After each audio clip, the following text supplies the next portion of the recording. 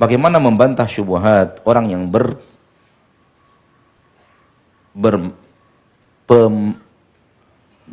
berpemahaman, meminta segala sesuatu tetap kepada Allah. Dan batu cincin, keris, kain, dan segala sesuatu hanya sebagai perantara. Yang mengatakan batu, kain, keris, perantara itu sopo? Siapa? Siapa yang mengatakannya? Anda yang mengatakannya atau Allah yang mengatakannya? Kalau Allah yang mengatakannya, sami'na wa ata'na.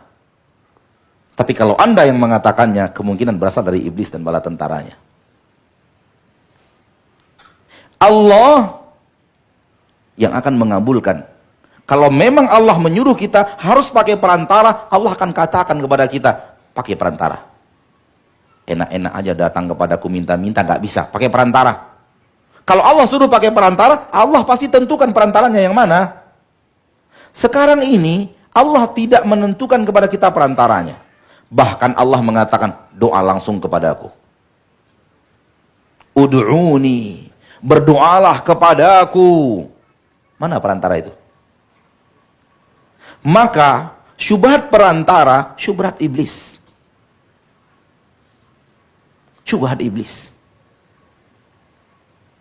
Dan syubhat iblis ini agak cocok dengan logika manusia. Di logika-logika kan agak cocok. Tapi logika manusia. Bukan logika Allah subhanahu. Bukan logika tentang Allah.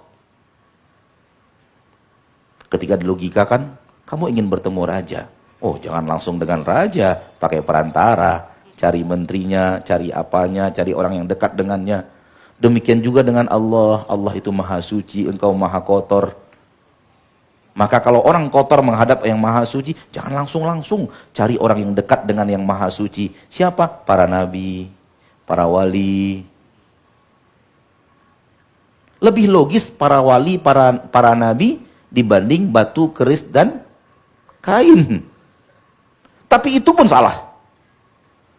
Itu pun salah. Ud'uni astajib lakum. Berdoalah kepadaku. Allah katakan kepadaku langsung. Astajib laku, aku akan kabulkan untuk kalian. Wa idza sa'alaka ibadi anni fa inni qarib. Kalau hamba-hambaku bertanya kepadamu tentang aku, katakan aku dekat. Tak perlu pakai perantara, aku dekat dengan mereka. Aku dengar semua yang mereka katakan. Tak perlu harus pakai perantara. Bahkan mengatakan harus pakai perantara, menisbatkan aib kepada Allah. Seolah-olah kalau tidak pakai perantara Allah tidak tahu. Seolah-olah kalau tidak pakai perantara Allah tidak bisa. Ia adalah Allah yang mampu melihat gerak-gerik tubuhmu di saat engkau tak mampu melihat gerak-gerik tubuhmu sendiri. Yang mampu mendengarkan suara rintihanmu yang telingamu tak sanggup mendengarkannya. Pernah merintih hati? Pernah? Pernah hati teriak? Telinga pun tak mendengar teriakan itu. Telinga kita sendiri tak mendengar suara kita sendiri.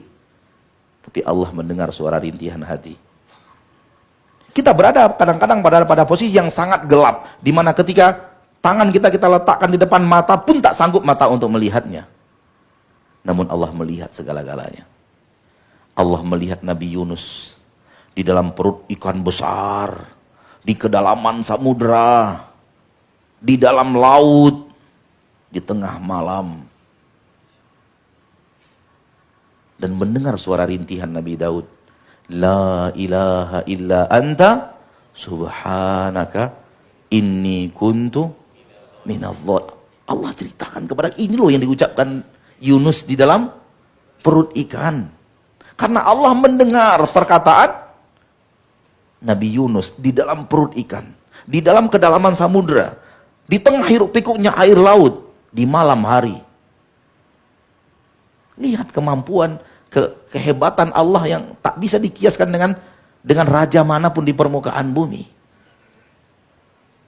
Bahkan Allah menceritakan kepada kita perkataan seekor semut. Pernah kita dengar suara semut? Banyak semut di sekitar kita, pernah dengar suaranya? Allah dengar suaranya. Allah ceritakan kepada kita dalam surat An-Naml.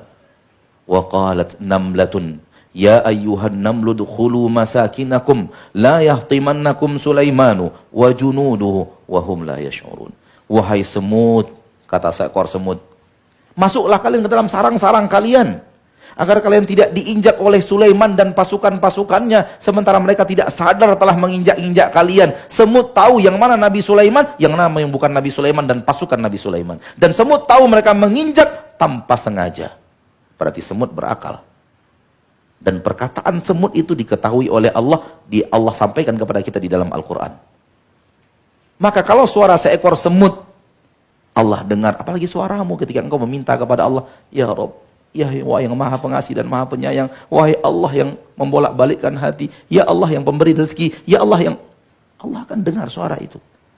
Enggak perlu harus pergi lalu ke satu tempat lalu kemudian orang itu yang harus mengantarkan, enggak perlu. Nah,